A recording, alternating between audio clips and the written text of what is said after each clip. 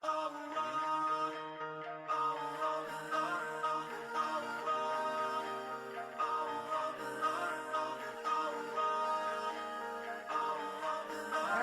nomor 50. Nah, nomor 50. Kemajemukan masyarakat Indonesia berpotensi menimbulkan konflik jika perbedaan tidak disikapi dengan baik dan bijak. Terkadang, jika terdapat konflik antar etnis, pihak berwenang mengajak perwakilan kelompok etnis mencari jalan keluar untuk menyelesaikan masalah tersebut. Ilustrasi demikian dalam penyelesaian konflik dikategorikan sebagai, nah ini benar ya, nomor 50 jawabannya C. Ini kita bahas dulu sebentar. Akomodasi konflik. Akomodasi konflik itu usaha pengendalian konflik ya. Jenis-jenis akomodasi konflik ada toleransi, itu saling menghargai. Misalnya kalian kalau ada masalah ya udah nggak apa-apa gitu ya. Udah lupain gitu. Nah, terus ada lagi kompromi atau negosiasi, kedua belah pihak saling mengurangi tuntutan. Tuntutannya masih ada tapi dikurangi.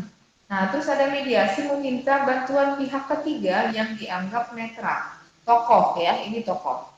Terus arbitrasi melalui pihak ketiga tetapi pihak ketiganya berkuasa, contohnya wasit. Terus ada lagi stalemate, memiliki kekuatan seimbang. Terus ada koersi secara paksa atau secara sepihak atau melalui kekerasan.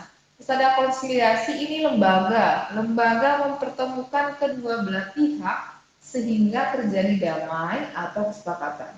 Terus ada lagi rekonsiliasi, ini mengulang kembali konsiliasi yang sebelumnya yang belum tuntas ya.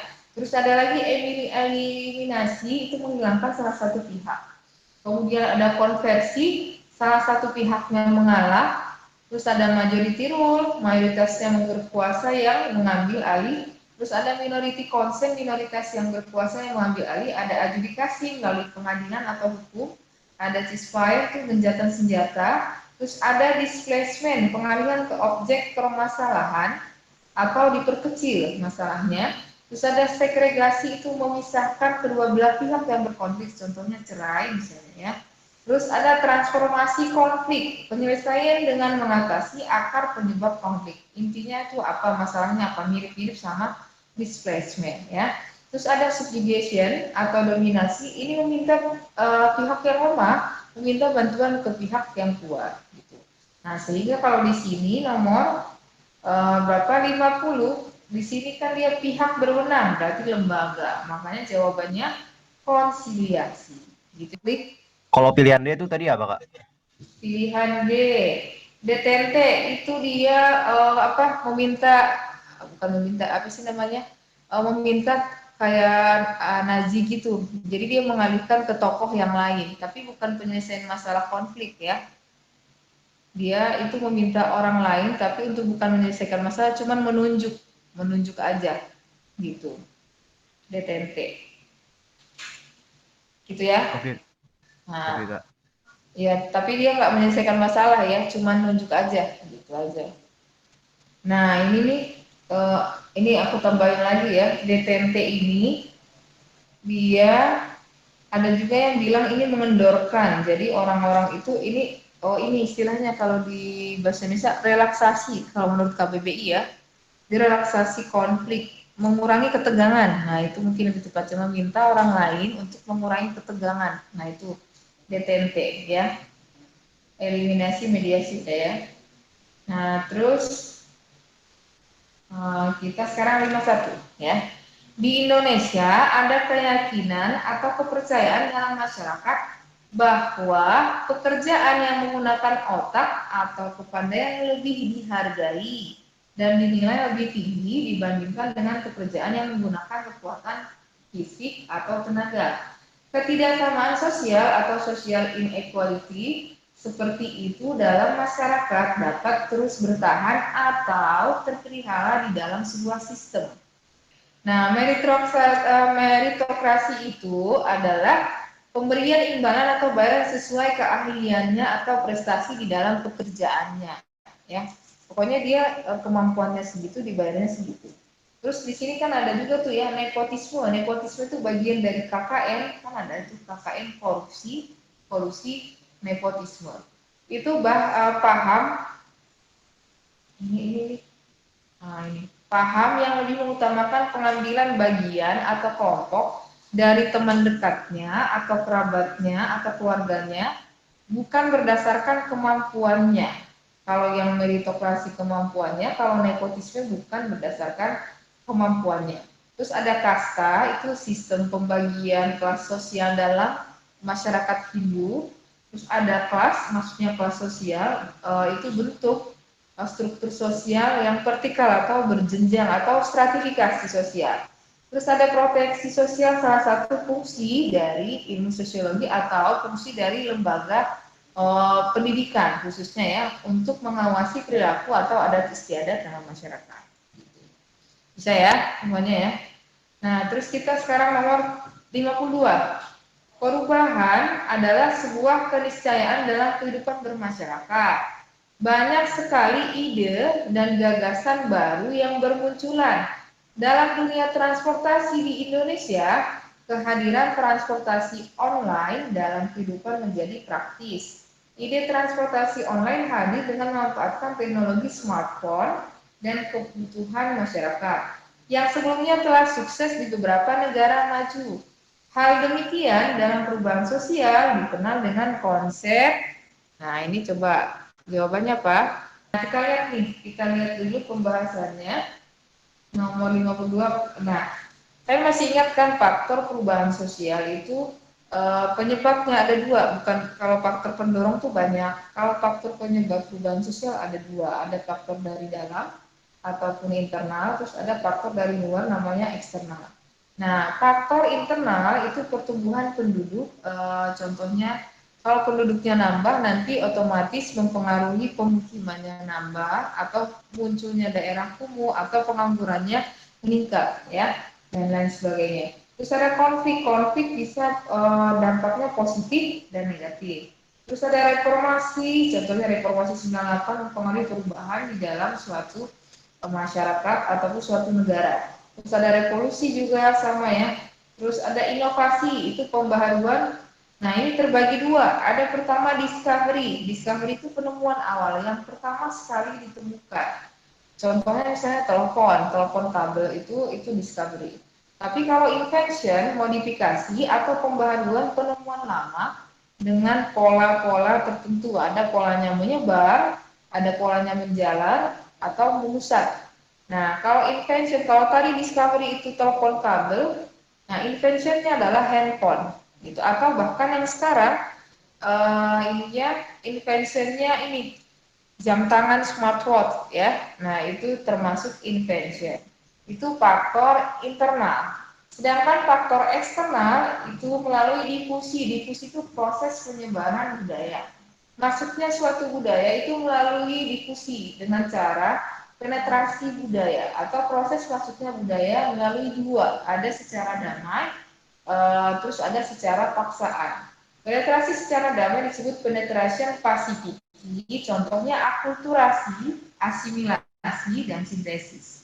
Terus ada yang secara paksaan atau penetration violence. Contohnya kolonialisme, perang, ya, atau penjajahan. Nah, terus ada lagi selain difusi melalui bencana alam, terus letak geografis. Nah, ini juga ada juga ya, ada ini ya. Saya ketik dulu ya. Ada juga kontak dengan budaya asing. Sebenarnya di sini sama aja ya. Nah, ini ya, ini faktor dari dalam sama dari luar. Kemudian di situ juga tadi ada saya perurutan opsi-opsinya ya. Ada infiltrasi. Infiltrasi itu kalau kata singkatnya penyusupan. Suatu kegiatan penyusupan perorangan atau kelompok untuk menghancurkan kekuatan lawan dengan cara tidak sadar. Jadi memblend gitu ya, dia membaur gitu. Nah, jadi budaya asing masuk ke suatu negara bisa menghancurkan budaya lokal tersebut. Nah, terus ada lagi inovasi. Inovasi proses atau rangkaian penemuan, pengembangan, dan persebaran suatu hasil kebudayaan atau pembaharuan. Kemudian di sini kita lihat kehadiran transportasi online dalam kehidupan menjadi praktis. Itu ide transportasi online hadir dengan memanfaatkan teknologi smartphone dan kebutuhan masyarakat. Nah, itu termasuk perubahan dikenal dengan konsep inovasi atau innovation ya. Jawabannya E. Terus kita lihat ke nomor 53. 53. Seorang peneliti upacara adat di Toraja, ia berada dan ikut dalam proses di acara tersebut sehingga data yang diperoleh lebih akurat. Dalam hal demikian, data yang diperoleh menggunakan teknik observasi partisipasi. Sebab dalam observasi partisipasi, peneliti ikut mengambil bagian dalam kehidupan masyarakat yang diteliti. Nah, untuk nomor 53 jawabannya adalah teknik pengumpulan data itu ada 3. Ada pertama interview, terus yang kedua angket, yang ketiga observasi. Yang pertama interview itu atau wawancara mencari informasi dari narasumber ataupun dari informan ya. Nah, ini apa salah? Mencari informasi dari narasumber ataupun responden. Jenis interview ada 3, ada terstruktur, tidak struktur, dan campuran. Terstruktur tuh kalian dari rumah sudah bikin pertanyaan, nah nyampe nanti ketemu narasumbernya sudah ada pertanyaannya. Terus ada lagi tidak terstruktur, jadi on the spot, kayak misalnya kalau kita lihat di televisi itu langsung tuh dikerumunin wartawan, langsung bertanya gamblang gitu ya. Terus ada campuran, sudah kita buat sedemikian rupa pertanyaan-pertanyaannya apa saja. Nah, ketika kita melakukan wawancara, tiba-tiba dia mengeluarkan statement. Nah, kita menimbulkan menimbulkan pertanyaan di kepala kita gitu sehingga muncul pertanyaan dadakan. Nah, itu campuran. Tujuannya untuk mendapatkan informasi mendalam dari narasumber ataupun informan. Ini bisa, terus kita juga kelebihannya bisa lihat sikapnya gimana atau gestur tubuhnya gimana, tingkat kejujurannya seperti apa. Terus kita bisa mengembangkan pertanyaan dari rencana awal. Kelemahannya, pewawancara itu bisa terpengaruh dengan informan. Misalnya lagi ceritanya galau atau sedih, terus informannya ikutan juga sedih, gitu. Nah, dia bisa terpengaruh. Itu yang interview. Terus ada yang kedua, model angket atau kuesioner.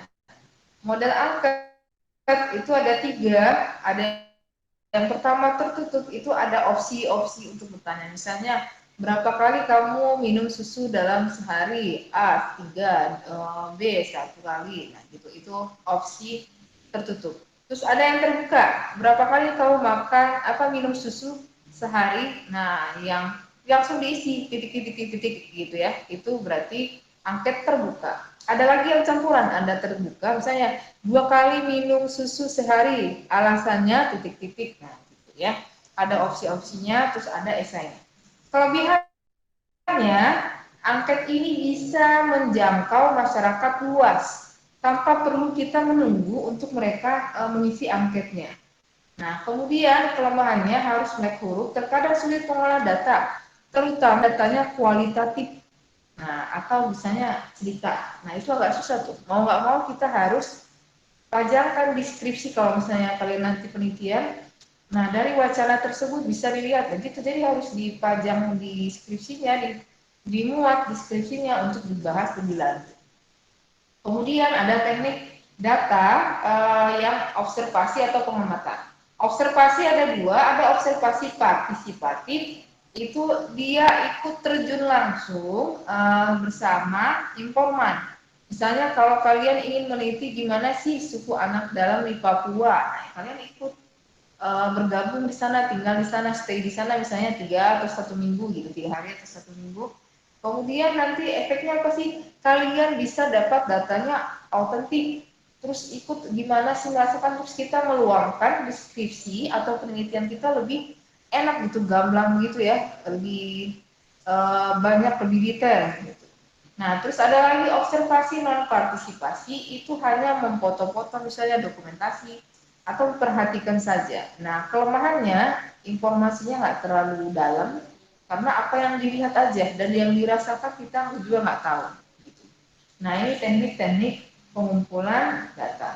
Terus berdasarkan datanya, di situ pernyataannya benar, karena ini dia ikut nih ya, ikut dalam proses acara tersebut sehingga data yang diperoleh lebih akurat. Nah, data yang diperoleh menggunakan teknik observasi partisipasi benar.